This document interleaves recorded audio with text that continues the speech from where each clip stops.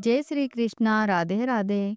आज की वीडियो में हम जानेंगे कि सौभाग्य सुंदरी व्रत कब है, यह व्रत कैसे किया जाता है, इसका महत्व और पूजन की विधि। तो चलिए शुरू करते हैं। अखंड सौभाग्य और उत्तम संतान पाने के लिए सौभाग्य सुंदरी व्रत किया जाता है। यह व्रत मार्गशीर्ष माह, पौष माह और माघ माह के कृष्ण पक्ष की तृतीय तिथि के दिन सौभाग्य सुंदरी व्रत और पूजन किया जाता है। इस दिन संपूर्ण शिव परिवार की पूजा किए जाने का विधान है। सौभाग्य सुंदरी व्रत का पालन अविवाहित लड़कियां और सुहागिन स्त्रियां दोनों करती है। इस व्रत के द्वारा वो देवी पार्वती से अखंड सुहाग और योग्य संतान की कामना करती है। अब जानते हैं कि सौभाग्य सुंदरी व्रत कब है। इस बार सौभाग्य सुंदरी व्रत और पूजन 8 नवंबर 2025 शनिवार के दिन किया जाएगा। इसके पश्चात 7 दिसंबर 2025 रविवार को और 6 जनवरी 2026 मंगलवार के दिन किया जाएगा। सौभाग्य सुंदरी व्रत का महत्व। हिंदू मान्यता के अनुसार सौभाग्य सुंदरी व्रत और पूजन करने से सौभाग्यवती स्त्री को अखंड सौभाग्य की प्राप्ति होती है। इस दिन भगवान गणेश, देवी पार्वती, भगवान शिव और भगवान कार्तिकेय का पूजन किया जाता है। यह व्रत पति और संतान के लिए किया जाता है। इस दिन स्त्रियां 16 श्रृंगार करती है और अपने पति की लंबी आयु के लिए देवी पार्वती से प्रार्थना करती है। मनपसंद जीवन साथी पाने के लिए कुंवारी लड़कियां भी सौभाग्य सुंदरी व्रत करती है। इस व्रत का विधि विधान से पालन करने पर सुहागिन स्त्रियों को अखंड सौभाग्य की प्राप्ति होती है। उनके पति की आयु लंबी होती है।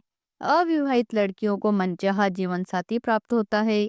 उत्तम और योग्य संतान की प्राप्ति होती है। संतान सुरक्षित रहती है। दाम्पत्य सुख में वृद्धि होती है। पारिवारिक कलह समाप्त होता है। पति पत्नी में प्रेम बढ़ता है। जन्म पत्री में यदि मांगलिक दोष हो तो इस व्रत के पालन से उसकी शांति होती है। धन समृद्धि में वृद्धि होती है। विवाह में आने वाली अड़चनें स्वतः ही दूर हो जाती है। यदि किसी स्त्री की कुंडली में विवाह से जुड़ा कोई अशुभ योग हो, जैसे वैवाहिक सुख का अभाव हो या विवाह विच्छेद हो, तो उसे इस व्रत का विधि विधान से पालन करना चाहिए। इस व्रत के प्रभाव से वैवाहिक जीवन से जुड़े सभी अशुभ योगों का निवारण हो जाता है।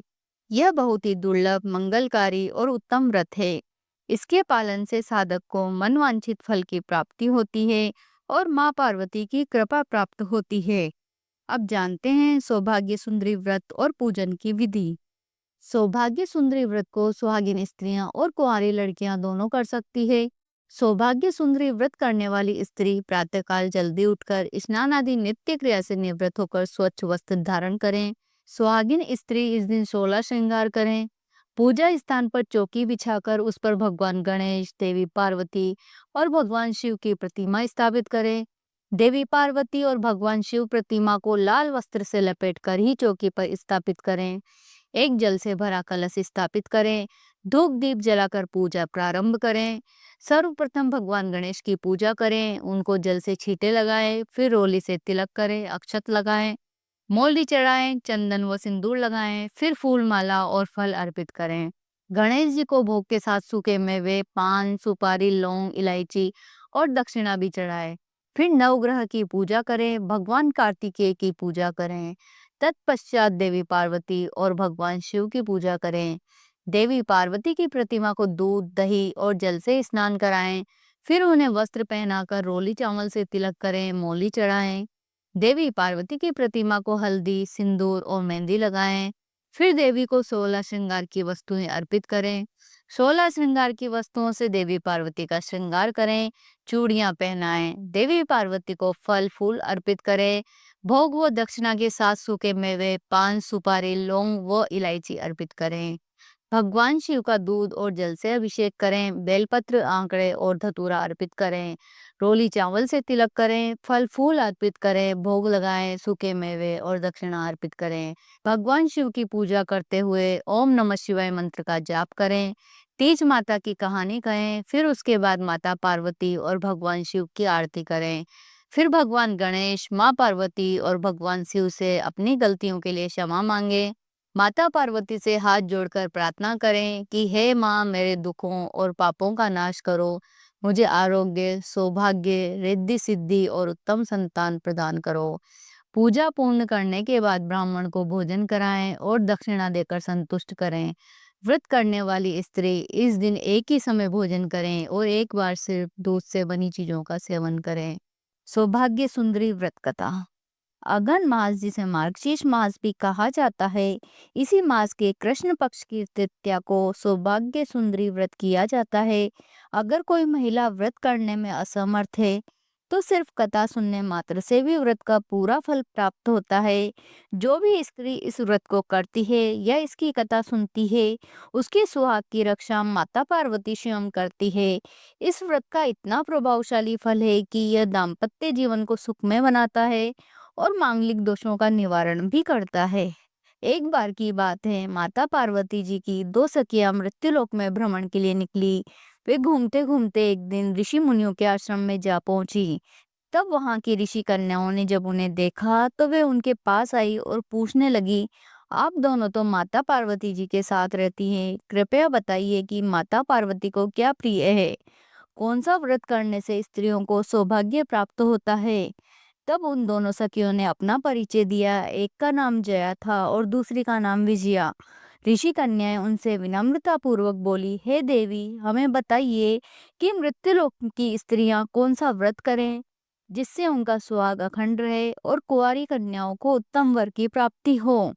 तब जया और विजया बोली, मार्गशीर्ष मास की कृष्ण पक्ष की तृतीया को किया जाने वाला सौभाग्य सुंदरी व्रत सबसे श्रेष्ठ है। इस दिन माता पार्वती की पूजा करने से सुहागिनों का सुहाग अमर होता है और कुंवारी कन्याओं को मनपसंद घर वर की प्राप्ति होती है। उन्होंने आगे कहा, इस दिन माता गौरी की पूजा मंदिर में करें और यदि संभव न हो तो घर पर ही करें। भगवान शिव, कार्तिकेय जी, नवग्रह और माता पार्वती का पूजन करें। विधि विधान से पूजा करने पर घर में सुख, शांति और समृद्धि आती है। माता पार्वती की पूजा हल्दी, कुमकुम, रोली और मोली से करें। भोग में सूखा मेवा और मिठाई अर्पित करें। सुहाग सामग्री अर्पित करें और अंत में माता पार्वती की कथा अवश्य सुने या पढ़ें। इतना बताकर दोनों सखियां अंतर्ध्यान हो गई। फिर मुनि कन्याएं इस व्रत के महत्व का प्रचार करने लगी और तभी से यह व्रत लोक परंपरा में प्रचलित हो गया। इस प्रकार सौभाग्य सुंदरी व्रत न केवल सुहाग की रक्षा करता है, बल्कि जीवन में सौभाग्य, प्रेम और समृद्धि भी लाता है। माता पार्वती की कृपा हर घर में बनी रहे, यही हम सबकी मंगल कामना है। अगर आपको ये कथा अच्छी लगी हो तो लाइक, शेयर और सब्सक्राइब जरूर करें। आपके अपने चैनल धर्म और कहानी को अगली वीडियो में फिर मिलेंगे एक नई दिव्य कथा के साथ। जय माता पार्वती, हर हर महादेव।